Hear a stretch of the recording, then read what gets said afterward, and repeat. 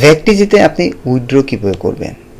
Withdraw করার জন্য আপনার ভ্যাকটিজি অ্যাকাউন্টে সর্বনিম্ন $25 থাকতে হবে। এখানে আপনি সেট আপও করে নিতে পারেন। যেমন আপনি যদি আপনার প্রোফাইলে গিয়ে এখানে যদি লিমিট $25 দিয়ে দেন এবং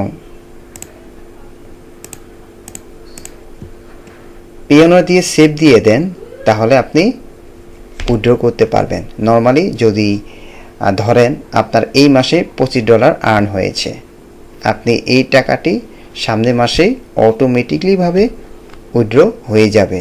কারণ আপনি যখন লিমিটেশন দিয়ে দিবেন, তারা এখানে দেখুন তারা লিখে দিয়েছে তারা সামনের মাসে তাদের পেমেন্টগুলো 1 তারিখ থেকে 15 তারিখের ভিতরে আপনাকে দিয়ে দিবে।